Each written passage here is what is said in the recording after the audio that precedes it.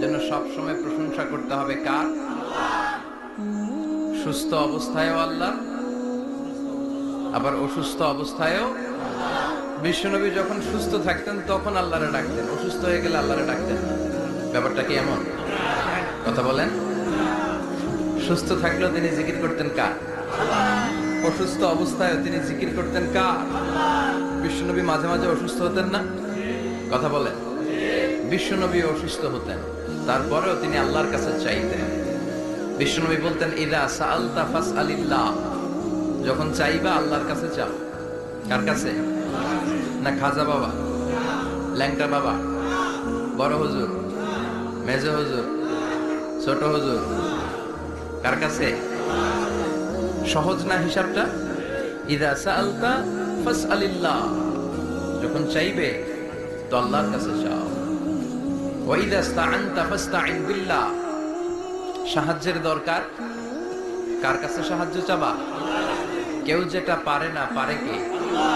কেউ যেটা বোঝে না বুঝে কে? কেউ যেটা দেখে না দেখে কে?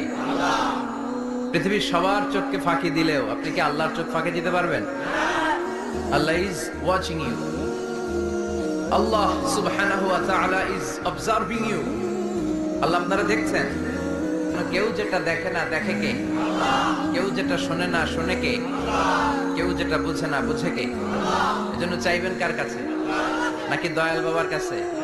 দয়াল বাবা রে দয়া করো আমারে। কি সুন্দর মিলাইছে, দয়াল বাবারে দয়া করো আমারে। দয়াল বাবা আপনার কিচ্ছু করতে পারে না। এটাই হচ্ছে খালেস তাওহীদের ধারণা।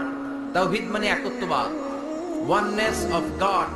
স্রষ্টা যে একজন, সবাই আমরা এক কেন্দ্রিক হব, শুধু ওনার কাছে যাব, ওনার কাছে কাঁদবো, মনের জ্বালা যন্ত্রণা শুধু উনিই পূরণ করতে পারেন, ঠিক কিনা? এটার নাম তাওহীদ। এটার নাম কি? তাওহীদেরই মুর্শিদ আমার মুহাম্মাদের নাম বলো, মুহাম্মাদের নাম। আল্লাহর নাম জপলে বুঝতে পারি আল্লাহরই কালাম, বলো মুহাম্মাদের নাম।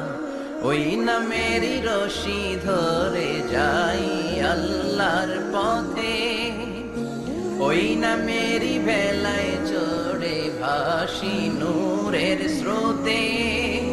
ওই নামের বাতি জেলে দেখি আরশের মুকাম, বলো মুহাম্মাদের নাম। পড়েন। তাওহীদেরই মুহাম্মাদের নাম বলো, মুহাম্মাদের নাম। আল্লাহর নাম জপলে বুঝতে পারি আল্লাহরই কালাম, বলো মুহাম্মাদের নাম। চিল্লায় পড়েন আল্লাহু আকবার। এটার নাম তাওহীদ।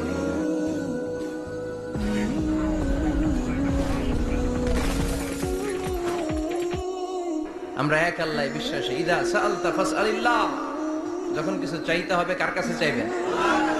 যখন বিপদে পড়বেন কার কাছে চাইবেন? আপনার মনের জ্বালা যন্ত্রণা দূর করতে পারে কে? ব্যবসায় সফল হতে চান, আপনার সফল বানায় দিতে পারে কে? আপনার ছেলে নাই মেয়ে নাই, ছেলে মেয়ে দিয়ে কলিজাটারে ঠান্ডা করতে পারে কে? এজন্য কার কাছে চাবো? আল্লাহ ছাড়া কারো কাছে যাওয়া যাবে? কথা বলেন। আল্লাহ তুমি বুঝার তৌফিক দাও, আর জোরে পড়েন আমিন।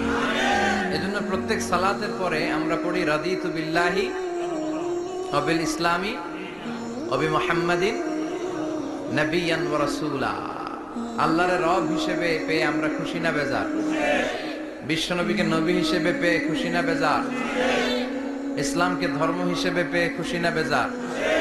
কোরআনকে সংবিধান হিসেবে পেয়ে খুশি না বেজার?